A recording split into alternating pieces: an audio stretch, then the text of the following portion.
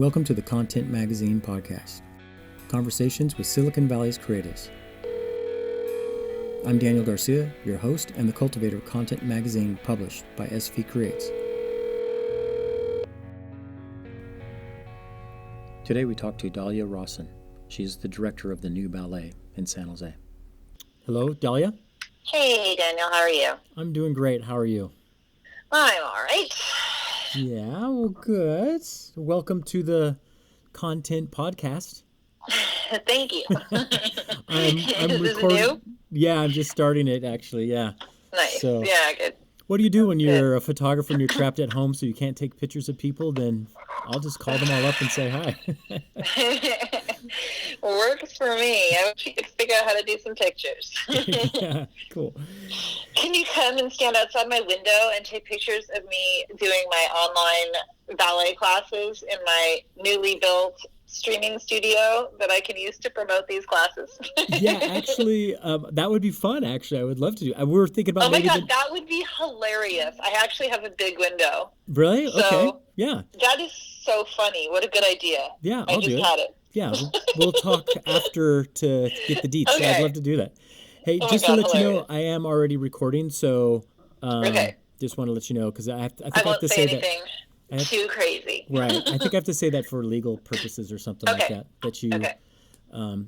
if there's ever a court case or anything like that, you know. Sure. Yeah. Understood. Yeah. We got to be. And you took over for the Ballet San Jose or San Jose Ballet, whatever it was called back in those days, right? So. Yes. After the bankruptcy of Ballet San Jose, I founded New Ballet because I really believe that San Jose deserves to have a professional ballet presence. And currently we are the only American ballet theater certified school on the West Coast. We are the resident ballet company of the Hammer Theater. So we also have a full season of ballet performances at the Hammer Theater. Awesome. Cool. Which, with this new situation, right? I mean, things have been postponed and shifted around. How's that going? Yeah, we just moved into a new location for our school at the Corinthian Ballroom Building, had an incredible ribbon cutting, and of course now we can't do classes in the school. So, and our season also we are postponing. So it's a difficult time. Yeah, yeah. How are you doing with that? I mean, on a personal level, I know you've been working so hard to get the move to even keep ballet alive here. How's it going just with like that? How you doing? You know, I'm up and down a little bit, I have to say.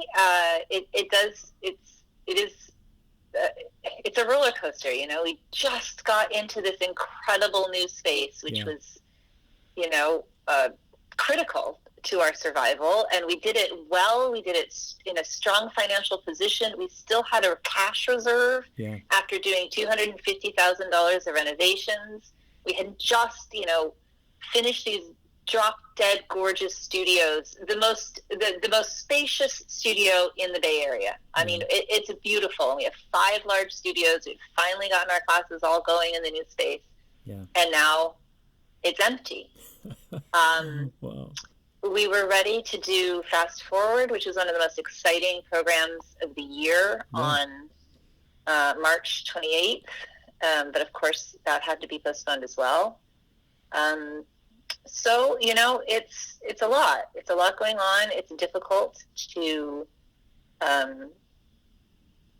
sort of navigate rally and keep going at times, but of course, you know, that is all we can do is roll with the punches and come up with plan whatever it is. I think we're probably on G by now.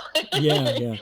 So you know, we did jump right into having an online presence. I saw that. That's great. Immediately. And we got out the door faster with that than almost any other ballet organization that I know of, including the big ones. I think I credit that to my my lifetime of experience as a gamer girl. There you go. So gaming pays off. You know, I would say that 75% of my social life for the last decade at least has been virtual. I Oh, am wow. very, very active in my gaming community. I know online platforms.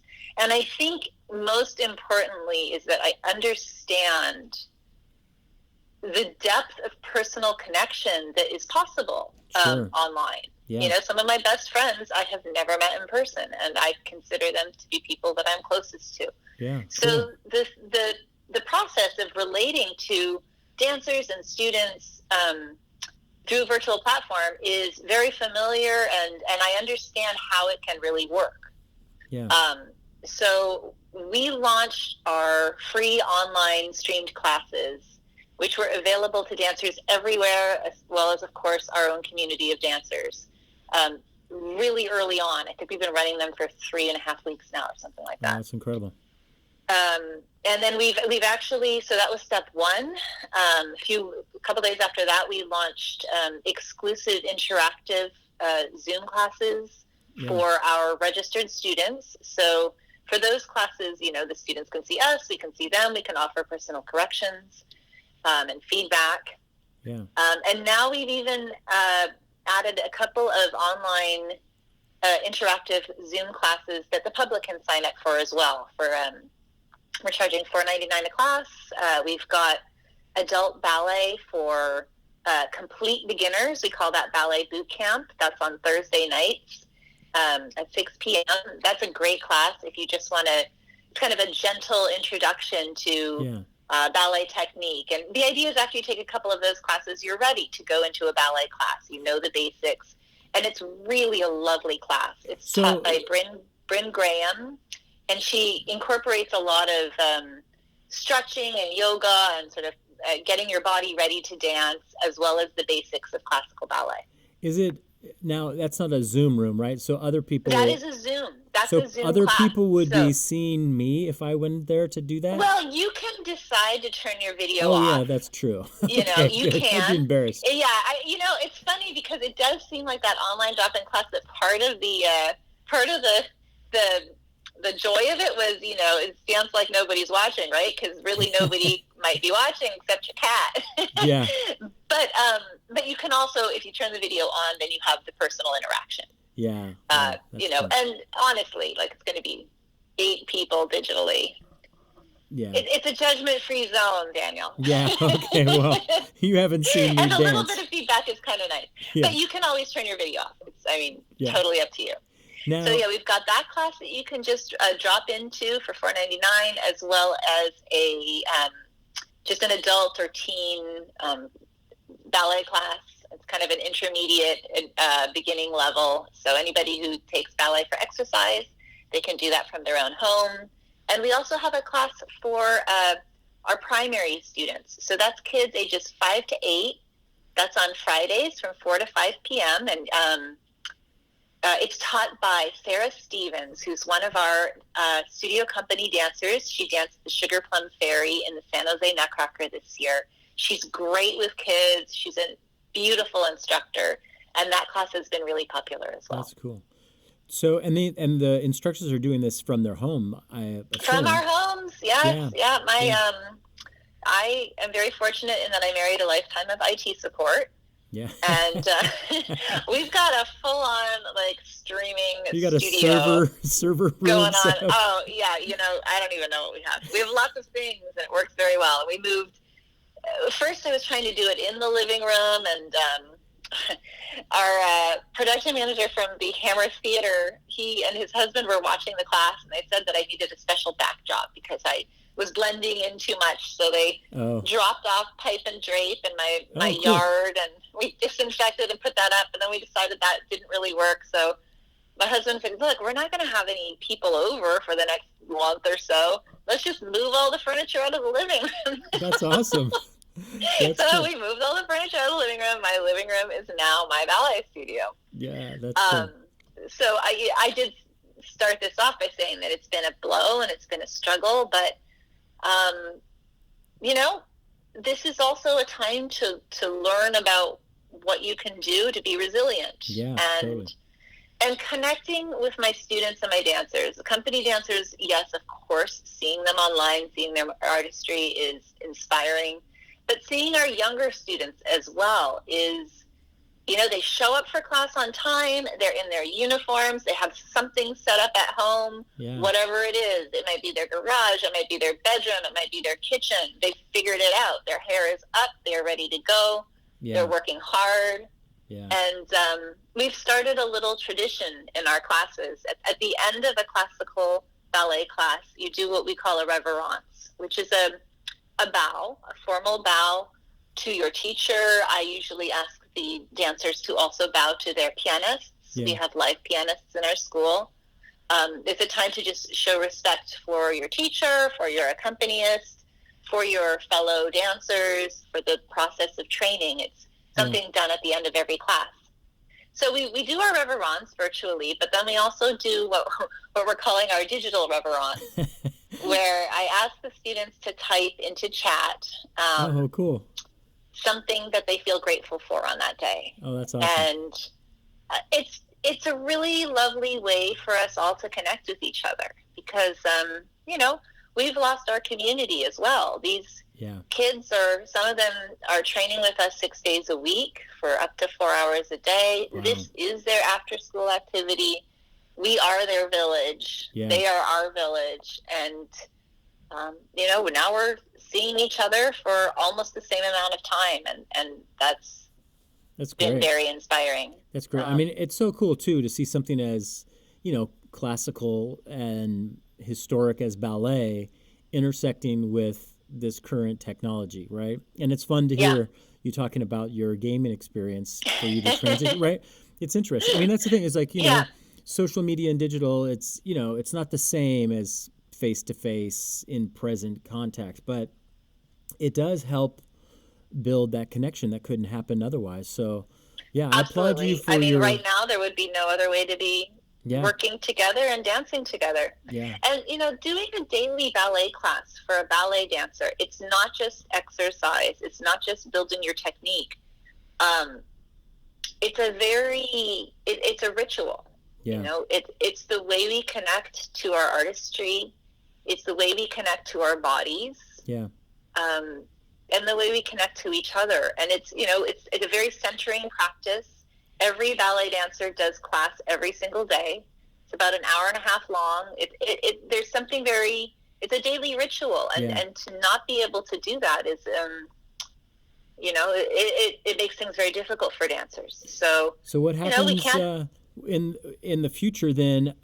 You could actually you can triple your class size, really. You could do the people live and still stream it, right?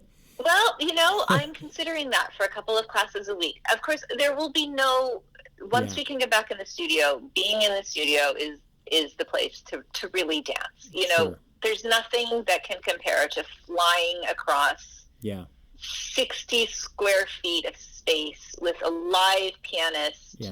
And with a floor that's a little bit with forgiving. With a floor that's really appropriate for dance.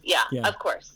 And high ceilings, so you feel like you can soar through the air. All of these things are part of the dancing experience.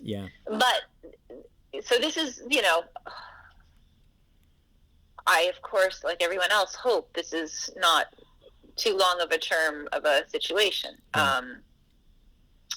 Because there's no comparison to dancing with people there with you and experiencing all of that together. And of course, one of the reasons that we practice ballet, that we follow the practice of classical ballet, is for performances. And there's, in my mind, videoed performances, streamed performances don't capture the magic of ballet. I mean, they're wonderful. Don't get me wrong. There's great stuff out there right now. People are posting all kinds of brilliant performances. It's a completely different experience and a live performance. The little flaws, the little mistakes are what make it exciting. Right. It's when somebody is pushing so far beyond the envelope that it's just on the verge of going horribly wrong. I mean, that is what makes live performance thrilling. And there's something that just experience about that can't tangible. be duplicated. I like watching ballet online, and there's some incredible works that are being posted right now, but it's a totally different experience. It's more cerebral. You can appreciate the aesthetics. You can say, oh my gosh, look at this incredibly high leg and 27 million pirouettes. But it doesn't There was a scientific study that said that people's hearts, uh, their heartbeat synchronize Yeah. when at a classical symphonic or opera performance or ballet performance. There is something about being in one of these beautiful theaters all together, witnessing and experiencing live performing arts that I don't think can be duplicated digitally. Yeah. So, And that's across the board. I mean, you could, oh yeah, from dance to plays, sports, musical, in yeah, sports. Yeah, it's a total, and just to be there, and then to be there with other people. Even yeah. they thought that Netflix was going to kill the whole movie theater Mm-hmm. experience, but it hasn't. People still want to have that and have it together. And so, hey, let me ask you, what in this experience of the last 3 weeks or so, what have you learned personally um, about yourself through this kind of transition? Well, I have learned that I don't demonstrate all that much when I am teaching in the studio. But when I'm streaming online, like, I feel like I have to do all the steps as full out as I possibly can. Sure, So sure. I am getting in better shape than I've been in like a decade by doing ballet That's classes good. So for instead these of streams. being the ballet instructor walking around with the stick, Yeah, you I have to have do to it. do this stuff. It's hilarious. I mean, I'm telling my students, like, oh my gosh, I guess I'm going to try for a double pirouette here. I haven't done it 10 years. Cross your fingers for me. Well, how is it? Because I know that you do have like a back kind of, or you had a injury. I did. But honestly, I'm cleared for my flexibility, and I have physical limitations that I, of course, didn't have when I was a professional ballet dancer. When you were 15 or I think, something. oh, Same yeah. with those. When I was 15, but also, throughout my performing career, which was quite long, I was very lucky. But yeah, what you're alluding to, what we're talking about here is that I was diagnosed with Hodgkin's lymphoma while I was a professional ballet dancer, which ended my career pretty abruptly. Yeah. And I had to go through a year of chemotherapy and then a bone marrow transplant. But I'm completely cured at this point. Great. There was damage to my spine. There were tumors in my spine, and it caused some damage, which they thought was going to require some really horrible sounding surgery. But I got lucky there too. The bones kind of fused back together in a way that there's no risk to my spinal cord or to, anything serious. But I can't lift my legs as high as I used to. Yeah. But that's fine. Like, whatever. Which is probably good, because if you're demonstrating in your house, you might break some stucco or something like that. Oh, there's nothing. We moved everything. I've got room. No lamps are going to fall over. No, unfortunately, I don't have that excuse. So yeah, my legs aren't as high. I'm not as turned out. It's not what it used to be for sure. Yeah. Which is actually why I don't dance as much as I used to. I'm kind of have a lot of pride around that. To stay in shape now. I mean, I demonstrate as needed. I definitely can get the idea across to my students, but I don't really try to make the shapes so much with my body anymore. And there's a lot of pride to that. I just and I don't take class myself, or I hadn't been.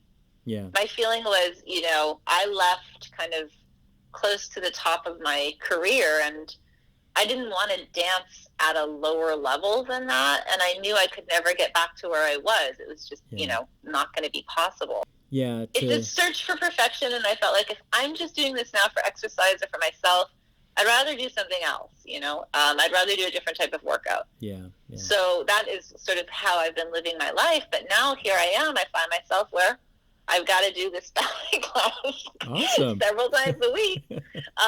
And so I guess that's, what I'm learning for myself is that I do still love to dance. So does that mean you're going to have a cameo in the next Fast Forward, or the next Nutcracker? I don't know that I want to perform on stage. The roles for sort of retired dancers are typically, we call them principal character roles. For women, I feel like they're best suited to taller women in general. Caraboss, who's the evil fairy in Sleeping Beauty.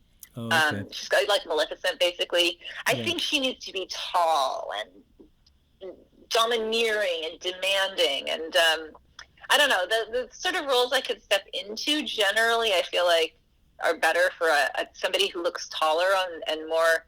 I still look kind of young on stage in some ways, Yeah. and Well, fast forward, right? Would be incredible to do a little something then, right? Because I don't know. I you don't can really have the create technique for it. part. Yeah, yeah, Who knows? Never say never. yeah. Well, I The have one role to. I've always said I would come back to do, we probably will never do this ballet. I don't know who would do this ballet. It's the darkest ballet in the history of, I don't know what. But Silicon Valley Ballet did it. And I did a role that I could still do today because it was just about all acting, very little actual dancing. Oh. The ballet is called The Lesson, and it's about a psychotic ballet teacher who kills his student. Oh, my goodness. And I played the pianist who sits there and plays the piano and kind of aids and abets and hides the body. And it's the darkest, weirdest ballet. That does sound strange. It was great. It's probably though. Ballet, it's probably though like that's kind of seems like, you know, because a lot of times dance, you know, ballet dancers or dance teachers, instructors seem very, you know, they kind of have that real kind of like evil, kind of like strict thing. You know what I mean? So it's a kind of a funny storyline. It's a very funny ballet. But yes, but we like to be. At New Ballet, we are definitely trying to go against that stereotype. Sure. We do really put a focus on dancer wellness and child development. But I do understand what you're saying. Yeah. You think of that old lady with the bun and the stick walking around and yelling at all the. At least that's what I think about. Yes. And you're not that at all, so that's great. No, we're not. Yeah. We're not. But of course, there is a history. It's really when. There's a shift in contemporary dance training versus historic dance training. Yeah. Historically, in Europe and Russia and now in Asia, it's state-sponsored, but traditionally ballet was sponsored by royalty. So nobody paid to learn ballet. Oh. You were selected because you had the right physicality, the perfect body, the perfect feet, the perfect proportions. Yeah. And then you were trained very, very rigorously. But you were not paying for these lessons. So it was, you can imagine what those Russian schools, a lot of them were like. Yeah. Now in America, there is no state-sponsored ballet. It's all private instruction. Even the biggest schools, students pay to learn ballet. So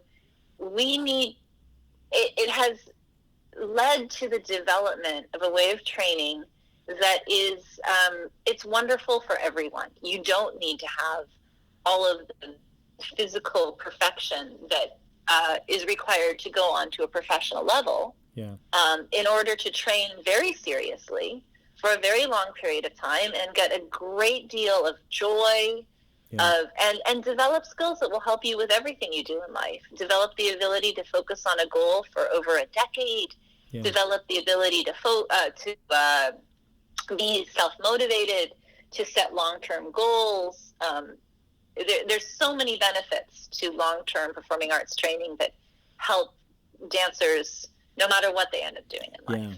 Well, that's true. I think anything that you dedicate yourself to any kind of craft, right? The lessons that transfer. I mean, even like, just thinking about, I've probably told you about this before, but for you taking over the ballet, keeping that going, leading it, running it, now moving it to a new place, changing what you're doing to fit for this temporary kind of scenario. I mean, that's a testimony to your kind of passion, resilience, and, discipline to stick with something, Yeah. That's part of your makeup of who you are, right? So it's cool that you're getting into the classes and dancing yourself. Yeah. Yeah. Well, it just feels like it's the time to do that. I was speaking with some other directors, and they were sort of feeling a little bit like, we can't, I look at these streams that people are doing from their living room, and it looks so unprofessional. I think it's better if we just don't do anything for a while. Yeah, sure. And I just feel like, no, that this is not the time to be so proud.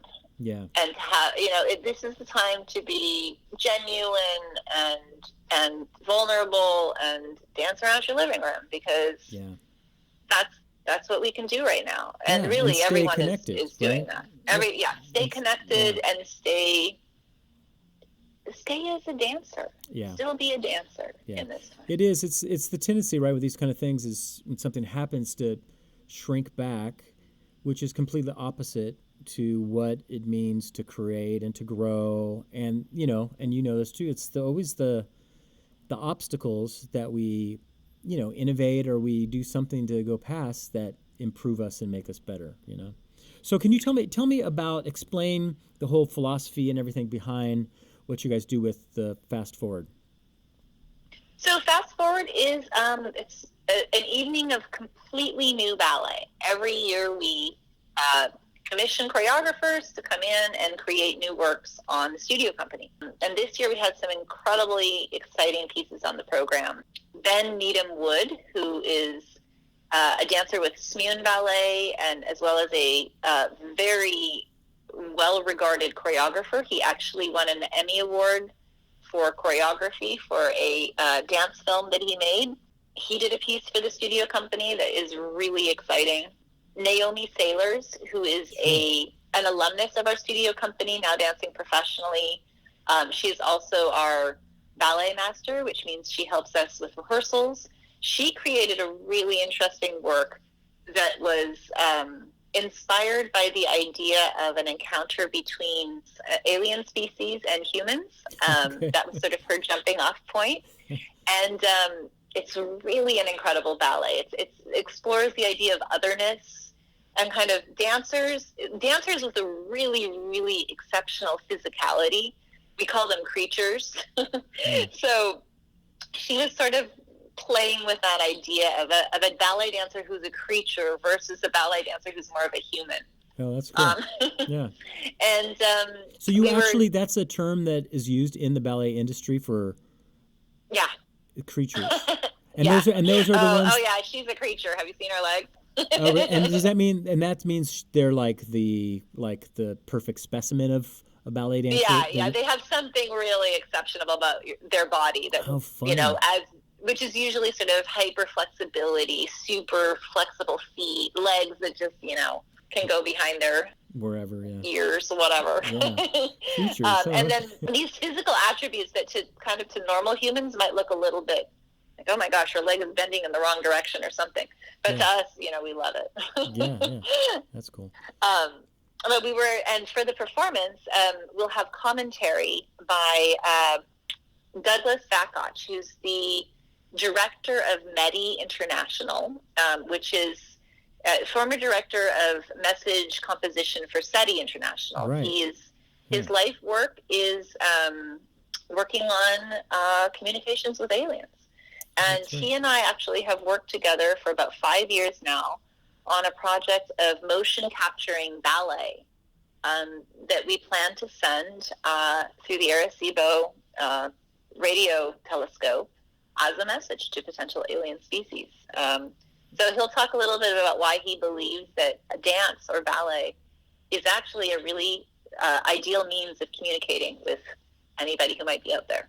Sure, that's kind of an interesting philosophy, because then if you can't speak a same language or view, but motion, well, I guess we're still assuming from the human point of view, but you would think that motion that's soothing in some way, just like the clouds or a tree, would communicate positivity to this other being. One hopes, and the idea is kind of, or it could be their war chant. Could be. I think it's there's a way to sort of first initially explain, but a very, very simple message that presents some very basic mathematical premises, because the idea is that if you are advanced enough of the species to understand a radio telecommunication, you understand what math is. Right. And then through that, they could extrapolate to the point where a motion capture that has been sort of boiled down to its nuts and bolts. We're not sending a video. We're sending a digital rendering of the information that one could use to make up a video. And it would start with something very basic, a human form doing pedestrian movements, walking, crawling, raising their arms. I mean, this brings up a very basic concept, which is that we have bodies, you know. Yeah. We are human, we have a body. This is our body. And it moves usually like this. But then to then show a classically trained phrase of movement, we feel that that shows, okay, humans have a body, and humans also have aspirations and training and artistry, and they do something with their body that is beyond pedestrian. So that's kind of awesome. The little beauty of the message that we hope to put together. We have actually gotten to the point of doing some motion capture. A local company let us use their studio and their equipment. Awesome. And we're pretty far along in this process. That's really cool. That's cool. So then, do you know when? I guess you don't. But when was the date pushed out for Fast? Well, it's currently scheduled for June. I believe it's the 7th. And of course, TBA. Yeah, we'll see. So okay. June 7th. Okay. June 7th. And then where can they find, if they want to take a class, where can they get information on the new ballet? Everything is at newballet.com. There's a banner right at the top of the page that will link you directly to our online class menu, I suppose I could say. There's also all kinds of information there about our performances. We also have a strong social media presence on Facebook and on Instagram. Yeah. So if you look for New Ballet San Jose, you'll find us. And we keep that really well updated with announcements about our classes, our online classes, and everything else. Well, good. So thank you again. I just applaud you for your tenacious and your, stick fortitude or whatever it is. Thank you. I get resilience and everything like that into keeping ballet here. Great programs. Thanks for even transitioning so that, to provide it for your students and for the public, and excited about that. And it's fun to hear how your gaming mindset just made you transition immediately. That's kind of cool. So, Thanks. Yeah, thank you, Dalia. Thank you so much for letting me talk to you, and I really appreciate what you're doing. All right. Talk to you soon, Daniel. Yeah, we'll talk to you later. Bye. Bye-bye.